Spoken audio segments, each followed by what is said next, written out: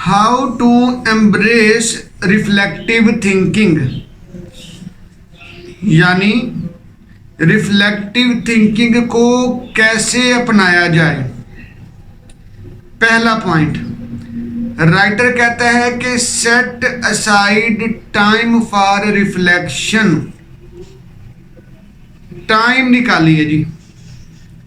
Number 2, remove distractions, distractions का खात्मा करें।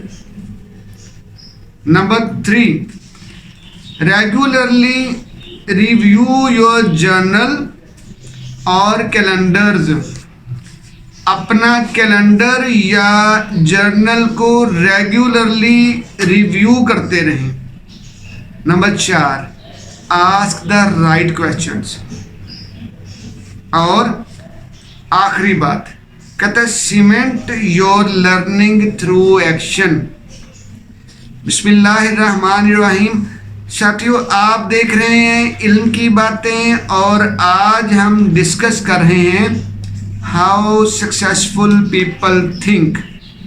ये किताब जॉन सी मैक्सवेल साहब की किताब है और इस किताब में आज हम रिफ्लेक्टिव थिंकिंग की को डेवलप करने के तरीके डिस्कस कर रहे हैं।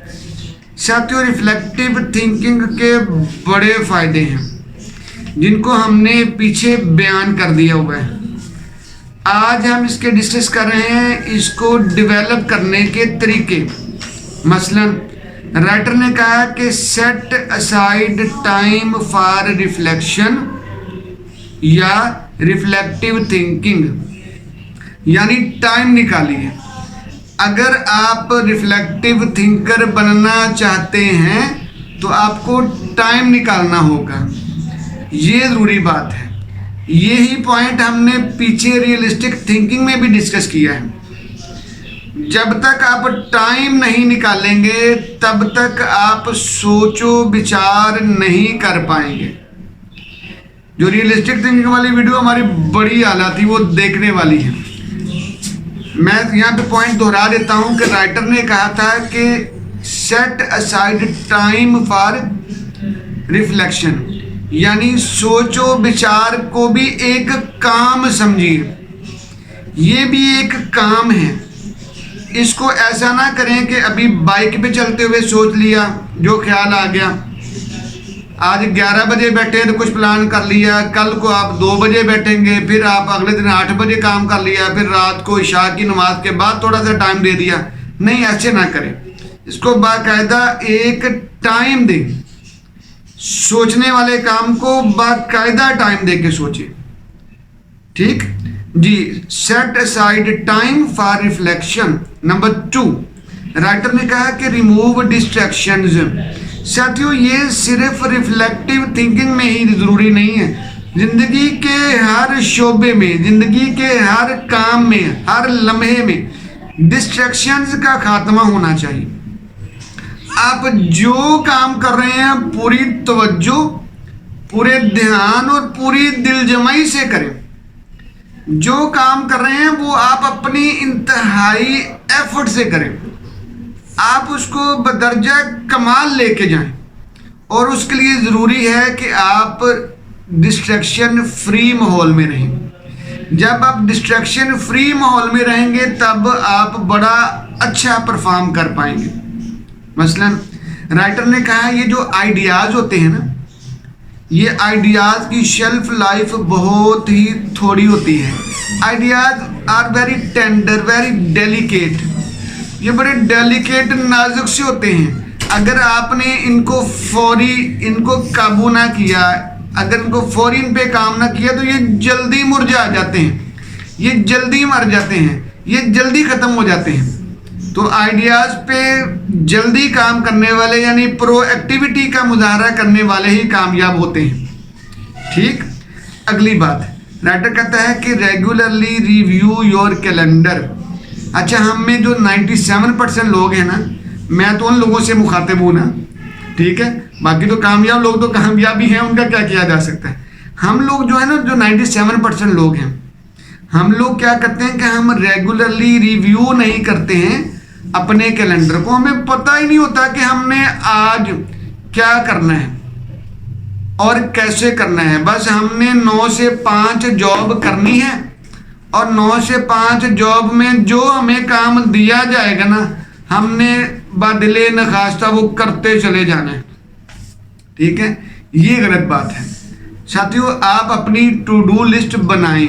टू डू लिस्ट के बारे में हमने पहले बहुतों मरतबा कहा हुआ है, जाके ढूंढिएगा, आपको मजा आएगा।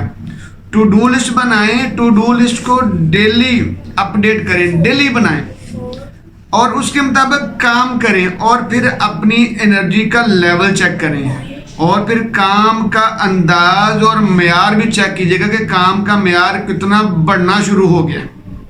ठीक, तो राइटर ने कहा रेगुलरली रिव्यू योर कैलेंडर। साथियों, हम जो 97% लोग हैं ना, हम ना तो कैलेंडर यूज करते हैं, ना ही हम टू डू लिस्ट बनाते हैं, ना ही हम किसी काम को मेजर और माइनर में फ़र्क करके चलते हैं। हम जो मेजर टाइम काम है उसको बाज़ का तो माइनर टाइम दे रहे होते हैं और जो माइनर काम है उसको बाज़ का तो मेजर टाइम दे रहे होते हैं। ठीक, तो माइनर और मेजर को मिक्स मत करें वरना मारे जाएंगे, वरना फंस जाएंगे। ठीक, तो राइटर कहता है कि review your calendar, regularly review your calendar और जर्नल यानी डायरी जो लिखते हो आप। ठीक, और number 4, ask the right question. Hasan, ask the right question, सही सवालात पूछने हैं, ये ज़रूरी है। जब आप सही सवालात पूछते हैं तब आप रिफ्लेक्टिव थिंकर बनते चले जाते हैं। ये ज़रूरी बात है। रिफ्लेक्टिव थिंकर बनने के लिए या रिफ्लेक्शन को मास्टर करने के लिए आपको क्वेश्चंस पूछने आना चाहिए। माजरत के साथ, हम जो जनरेशन पैदा कर रहे हैं ना, हम जो बच्चे बड़े कर रहे हैं, जिनको हम पढ़ा रहे हैं, जो हम जनरेशन प्रोड्यूस कर रहे हैं, उनमें हम बड़े मज़े से क्वेश्चनिंग जो है वो बड़े मज़े से ख़त्म किए जा रहे हैं।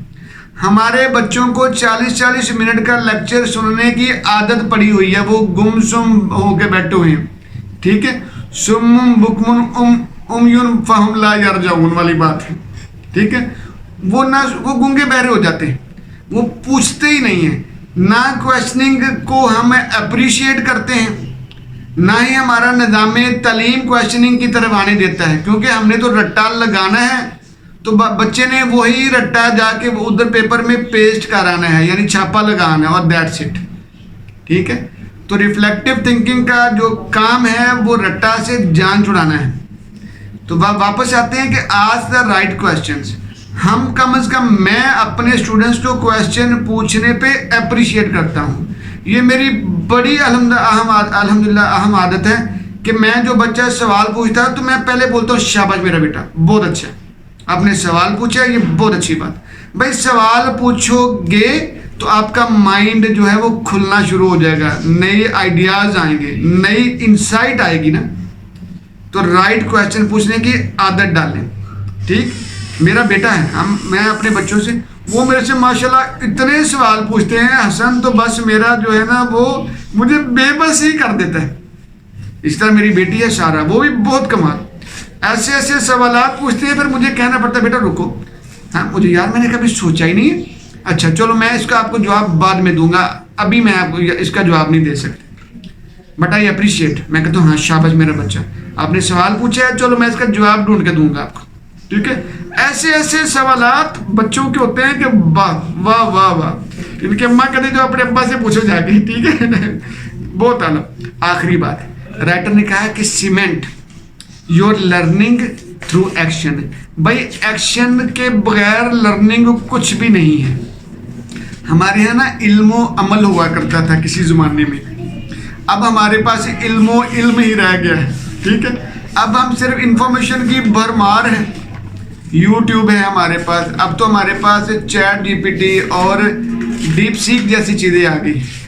ठीक है, लेकिन उसके बावजूद, इन सारी चीज़ों के बावजूद कामयाब उसी बंदे ने होना है जिसने अपनी इंफॉर्मेशन को एक्शन में ढालना है। अगर आपके पास इंफॉर्मेशन है लेकिन उसका इस्तेमाल नहीं आता, मतलब आपके पास असला है लेकिन आपको चलाना नहीं आता, उसका कोई फ़ायदा नहीं। अगर आपने अपनी लर्निंग से फ़ायदा लेना है हसन, अगर आपने उससे आपको फ़ायदा लेना है तो फिर आपको क्या करना पड़ेगा, अपनी लर्निंग पे एक्ट करना पड़ेगा। जब आप अपनी लर्निंग पे एक्ट करते हैं तब आप सीख जाते हैं। ये ज़रूरी बात है। हमारे यहाँ इसके अब उलट होना शुरू हो गया है। अल्लाह करे कि हम दोबारा ट्रैक पे आ सके। ठीक जी, जज़ाकल्लाह जी।